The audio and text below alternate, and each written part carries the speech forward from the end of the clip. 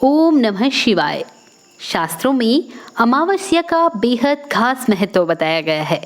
4 अगस्त रविवार का दिन और साथ में पुष्य नक्षत्र, ये दोनों मिलकर बनते हैं रवि पुष्य नक्षत्र, जो बेहद दुर्लभ संयोग है।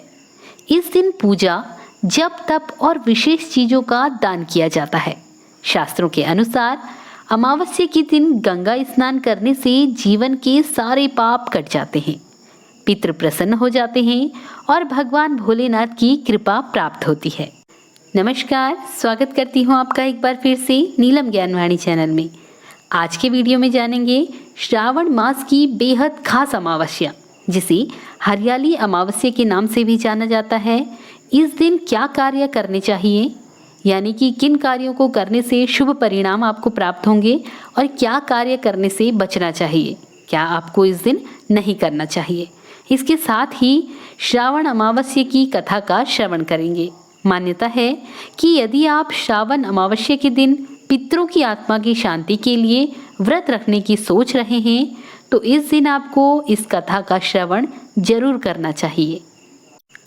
इससे भगवान भोलेनाथ के साथ पितृदेव भी प्रसन्न होकर अपना आशीर्वाद प्रदान करते हैं, क्योंकि पितरों को भगवान के समान ही पूजनीय माना गया है। तो इसलिए इस दिन पितृदेवों और भगवान की कृपा पाने के लिए कुछ खास कार्य आपको अवश्य करने चाहिए। तो चलिए सबसे पहले जानते हैं श्रावण अमावस्या के दिन वो कौन कौन से कार्य हैं जो आपको अवश्य ही करने चाहिए। तो श्रावणी अमावस्या के दिन सबसे पहले अपने घर की अच्छी तरह से साफ सफाई कर लें।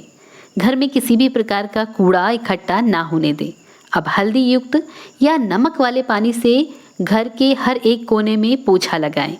इस उपाय को करने से घर से नकारात्मकता दूर होती है। अब घर के मुख्य द्वार को हरे पत्तों यानी तोरण इत्यादि से सजाएं। क्योंकि यह हरियाली अमावस्या का दिन है, तो घर को साफ सुथरा रखकर तोरण लगाने से घर से कलह और दरिद्रता दूर रहती है। श्रावणी अमावस्या के दिन तुलसी के सामने सुबह शाम दीपक जरूर जलाएं। इस दिन भूलकर भी तुलसी नहीं तोड़नी चाहिए। श्रावणी अमावस्या पर खासकर पितरों की आत्मा की शांति के लिए हवन, पूजन, श्राद्ध और तर्पण करने से पितृगण प्रसन्न होकर हमें शुभ आशीष देते हैं। कई दृष्टि से अमावस्या श्रेष्ठ तिथि है, अतः इस दिन ब्राह्मणों को भोज करवाना चाहिए, दान दक्षिणा देना चाहिए। जैसे आप दान में वस्त्र, छाता, कंबल, अन्न और अपनी सामर्थ्य के अनुसार कुछ भी दान दक्षिणा उन्हें कर सकते हैं। हरियाली अमावस्या के दिन ब्रह्मचर्य व्रत का पालन करना चाहिए। धार्मिक मान्यता के अनुसार हरियाली अमावस्या के दिन नए पौधे लगाकर उनकी देखभाल करने से, उन्हें नियमित जल देने से और खाद देने से अनंत पुण्य फल की प्राप्ति होती है। इस दिन पीपल वृक्ष का पूजन करने से पितृगण और भगवान भोलेनाथ प्रसन्न होकर अपना आशीर्वाद प्रदान करते हैं। ये दिन किसी पवित्र नदी, सरोवर और तटों पर स्नान करने के लिए बेहद शुभ माना गया है। इस दिन नदियों में स्नान करने से और दान करने से पुण्य फलों की प्राप्ति होती है। जिन लोगों का सूर्य कमजोर है, उन्हें इस दिन गाय को गुड़ और रोटी खिलानी चाहिए। इससे मानसिक शांति प्राप्त होगी। तो चलिए अब जानते हैं श्रावणी अमावस्या के दिन वो कौन से कार्य हैं जो आपको भूलकर भी नहीं करने चाहिए। तो यदि पितृदोष के भयानक दुष्ट प्रभाव से बचना चाहते हैं, तो इस अमावस्या के दिन नाखून और बाल बिल्कुल ना काटें। इस दिन महिलाओं को बाल भी नहीं धोने चाहिए और पुरुषों को दाढ़ी नहीं बनानी चाहिए। इस दिन किसी भी प्रकार के मांगलिक कार्य या शुभ कार्य नहीं करने चाहिए। इस दिन झूठ न बोले, लोभ लालच से दूर रहे, किसी भी प्रकार की नाराजगी, कड़वाहट और किसी भी शत्रु के लिए क्रोध और गुस्सा ना करें। हरियाली अमावस्या के दिन किसी भी प्रकार के तामसिक भोजन के सेवन से बचना चाहिए। इस दिन किसी के प्रति मन में गलत विचार ना लाएं और इस तिथि पर तुलसी, बेलपत्र और पीपल के पत्ते बिल्कुल भी नहीं तोड़ने चाहिए। तो आइए भक्तों, अब श्रावणी अमावस्या की कथा का श्रवण करते हैं। कथा आरंभ करने से पहले आप सभी से मेरा निवेदन है कि इस कथा को इस पावन पवित्र दिन में अपने मित्रों और अपने संबंधियों के साथ साझा अवश्य करें और पुण्य के भागी बने। तो कथा इस प्रकार है। एक पौराणिक कथा के अनुसार एक नगर में एक प्रतापी राजा रहता था।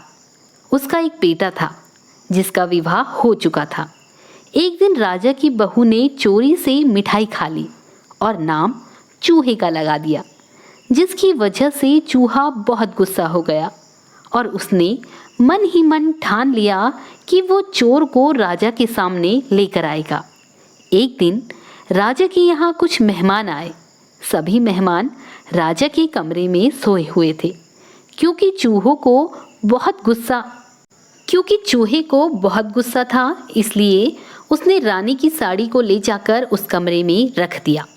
जब सुबह को मेहमान की आंखें खुली तो उसने रानी का वो कपड़ा अपने कमरे में देखा। ये देखकर वह हैरान रह गया। जब राजा को इस बात का पता चला तो उसने अपनी बहू को महल से निकाल दिया। महल से निकलने के बाद रानी रोज शाम को दिया जलाती और ज्वार उगाने का काम करती थी। वह रोज पूजा करके गुड़धानी का प्रसाद बांट दिया करती थी। एक दिन राजा उसी रास्ते से जा रहा था और उसकी नज़र उस दिए पर पड़ी। जब वह राजमहल लौटा तब उसने अपने सैनिकों को जंगल में जाकर उस चमत्कारिक चीज़ के बारे में पता लगाने को कहा। राजा की आज्ञा पाकर सैनिक जंगल की तरफ निकल पड़े। जब वह उस पीपल के पेड़ के नीचे पहुंचे तो उन्होंने वहां देखा कि दिया आपस में बात कर रही थी। सभी अपनी अपनी कहानी बता रही थी। तभी एक शांत दिए से सभी ने सवाल किया कि तुम भी अपनी कहानी बताओ।